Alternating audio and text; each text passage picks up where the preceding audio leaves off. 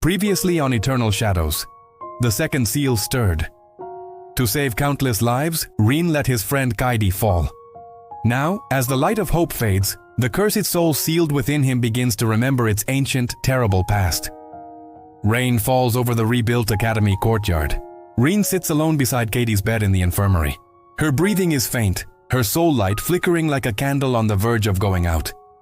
Every time I fight, I lose someone.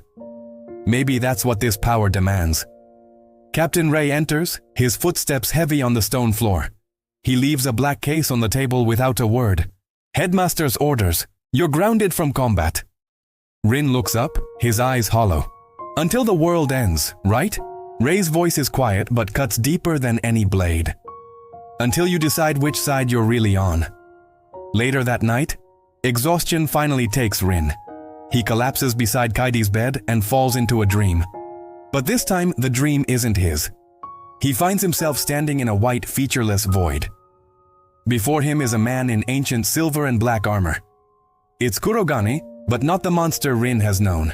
He's calm, human.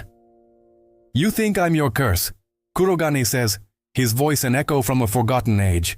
"But we were once one being, the spirit born from humanity's first wish, to be stronger than death itself."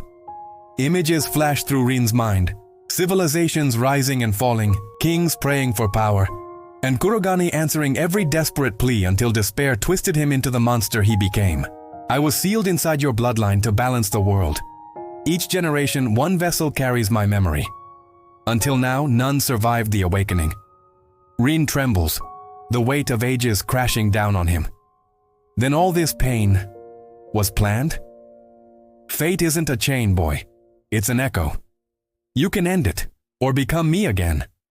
The void cracks apart, and Rin wakes with tears streaming down his face, the truth a fresh wound in his soul. Meanwhile, the Academy's elders gather around the great crystal table. Headmaster Jin's voice is grave.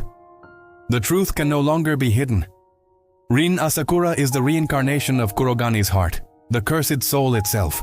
Gasps echo through the chamber. Elder Hana rises, her face grim. Then he must be destroyed before the other seals fall. Ray slams his hand on the table, his loyalty unwavering. "He saved us. He's not the monster you fear." Jin sighs, the burden of leadership heavy on his shoulders. "Perhaps. But the third seal is weakening. We may have to face a choice none of us want." Back in the infirmary, a faint voice calls his name. "Rin." Kaede is awake. Her voice is weak, but her eyes are clear. "I saw your dream. The world he showed you. It doesn't have to end that way." She touches his hand, and a gentle light flows from her into him, soothing the chaotic energy of the curse for a precious moment. "Promise me," she whispers, her strength failing. "Even if the world calls you a monster, you'll still fight for them." Rin grips her hand, his own voice thick with emotion. "I promise." Her hand falls away as she slips back into unconsciousness. But on Rin's arm, the cursed mark glows a brilliant, pure gold for the very first time. Far away, in the ruins of the lower realm, Akira kneels before a floating shard of the shattered seal. He's remembering faster than expected. A cold, melodic voice answers from the shadows. "Then awaken the next seal. Let the vessel drown in his own memories." A figure steps into the dim light. It is Lady Seraphine, Kurogane's first and most loyal disciple, her eyes burning with silver fire. When light and shadow meet again, the world will bow to darkness reborn. That night, Rin stands at the edge of the Academy's highest tower, staring at the horizon where realms collide.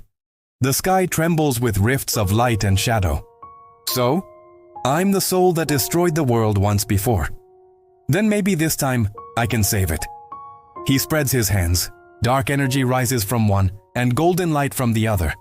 The two powers swirl around him, a storm of opposites. "You can't wield both," Kurogane's voice echoes inside his mind. "One must consume the other." Rin's jaw tightens. "Then I'll rewrite the rule." Lightning strikes the tower. Both energies surge into his body, merging into something entirely new. The mark on his arm transforms, becoming a symbol of perfect balance, half black, half gold. Headmaster Jin and Ray rush to the tower, but it's too late. A column of impossible energy shoots into the heavens, visible across all realms. Jin stares in awe. He's not losing control. He's changing it. Inside the torrent of power, Rin's memories swirl. His mother's face, Kurogane's ancient war, Kaede's smile, all merging into a single unified heartbeat. So, you choose to bear both our sins.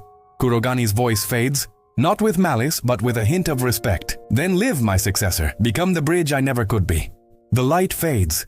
Rin kneels, breathing hard. He looks up, his eyes now changed forever. One a brilliant gold, the other a crimson red. The cursed soul isn't just darkness anymore. As morning breaks for the first time in weeks without storm clouds, Kaede stirs in her bed, whispering his name. Miles away, Akira watches the sky, a knowing smile on his face. So, he's accepted it.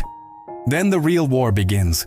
The camera pans up to the sky, where the 7 seals of reality circle the sun.